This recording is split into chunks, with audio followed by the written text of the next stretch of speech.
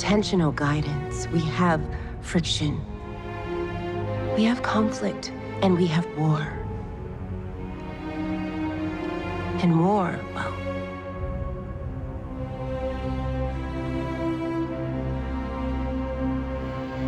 war never changes. I went down a rabbit hole. And it's deep. It's real deep, y'all. I got to reading some of the Epstein files, man, from the latest drop. It's sick. It's perverted. And there's more people in there than you would even imagine. It's more people than you would imagine. The news will show a few people, some of the more high profile, I guess you would say. But it's a lot, guy. And what it seems is that a lot of them they are all interconnected. And something else I saw that I haven't seen nobody talking about. They are not just trying to control the money. They are trying to control everything. Everything that you see, that you hear, everything that comes out your mouth, they want to control that also. It goes deep, y'all. It goes real deep. But I tell you this, because of these files coming out, the world is going to be forever changed. Because those names are there. And they are trying to scramble to make sure that their names don't come out because they don't want to be, they don't want to be outed. They don't want everybody to know, oh, I'm in the Epstein files. Oh, I did this to little girls. Oh, I did this to little boys. It's deep. All I can say, man, is you have to see it for yourself. You have to check it out for yourself. Because a lot of it is so fucked up that you will say, man, hey, I don't believe that.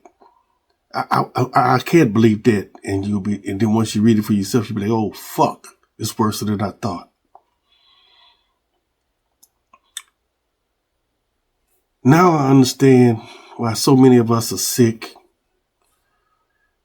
Not just in the body, in the mind and in the spirit.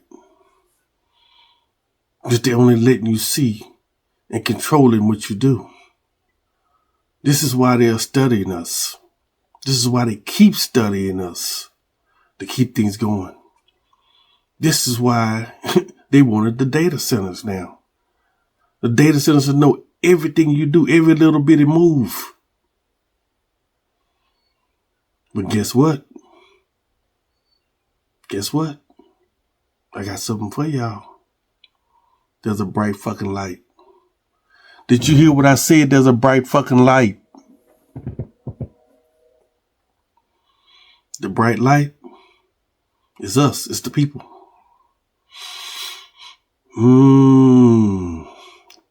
Sound good, don't it? It's us. It's the people. The secret that they don't want you to understand. The secret that they don't want you to understand is us coming together in some form of fashion. If we come together and if we hold our money, did you hear what I just said? If we come together and hold our money for a second, it fucks their whole system up. It fucks their whole system up. That is why they can't have it. They can't have it because it destroys their power. Once they get to a certain level of money, is what I found, all they have left is power. And they fucking stupid ass and sorry ass fetishes. And that's what the Epstein file is. The Epstein file are these rich motherfuckers fetishes. And guess what? These sick motherfuckers from all around the world. So they will play ball when somebody say, hey, let's keep this person down. Let's keep this person down. You know, no matter where you're at in the world, if you're starting to come up and you don't do what they say, they keep you down. They hold you down. They stop you from progressing. That's their whole system right there. That is their system. If you do not do what they say, they hold you down. But I want y'all to remember, it's so simple, baby. When they call for a boycott of the system, participate. Participate when they say black out the system.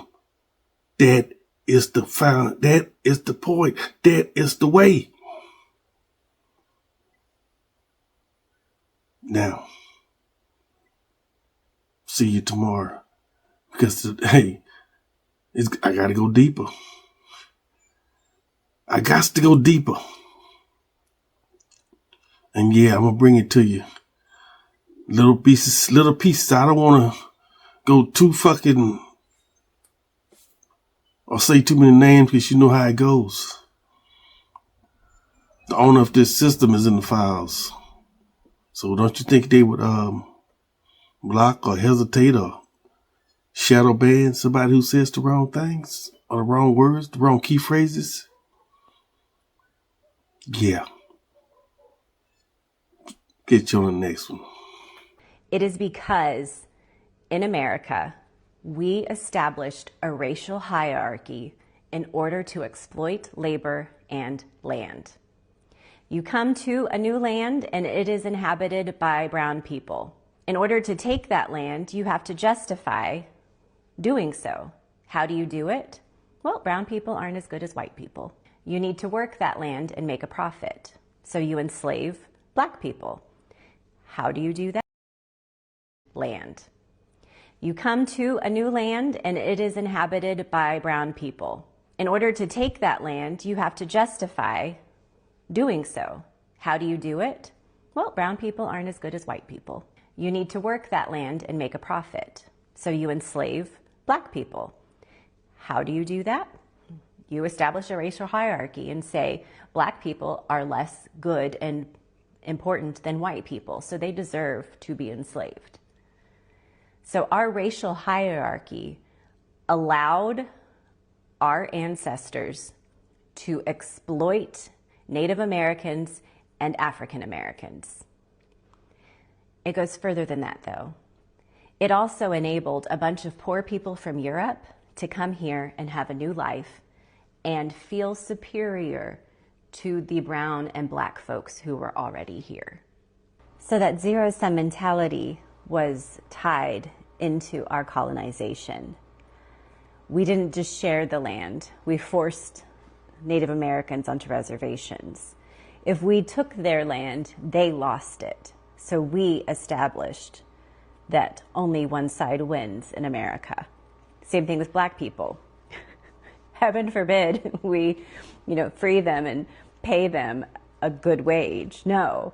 Instead, they're enslaved and we get all of the benefits. So in America, we established that if we are winning, we are taking something from someone else and they are losing. And historically, that has been people of color. We took the Native Americans' land. We took black people's freedom.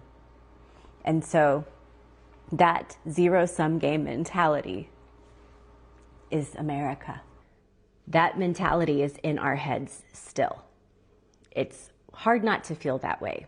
When we have underfunded schools, it's hard for me not to get annoyed when I see well-funded schools. Like, they're funded, so I'm not, rather than the fact that the GOP is starving all of our schools, and we should all be mad. Things like that. But I had a thought today about this. Right now, white supremacy is trying to bring back that racial hierarchy that was slowly being pushed down. There was not equality yet, but DEI initiatives, things like that, were finally leveling the playing field a little bit, destroying the racial hierarchy that our ancestors put in place in order to profit off of the Americas. Okay? what happens when that racial hierarchy is gone? Suddenly, mediocre white people no longer get to feel superior. Instead, they're mad. And I think this is the key that the ruling class, the elites, the deep, I don't know, whatever we want to call them, the thing they're missing. This is what my epiphany was. That system worked because people's needs were still kind of met. The white poor people might have been poor, but they were taken care of and they got to feel superior to the brown people. Now, if brown and black people are brought up to the same level as white people, suddenly those poor white people can't feel superior anymore, and they are hurting financially. They are unable to buy houses. They are unable to get good jobs. So suddenly they are furious. And that is the powder keg we're in today.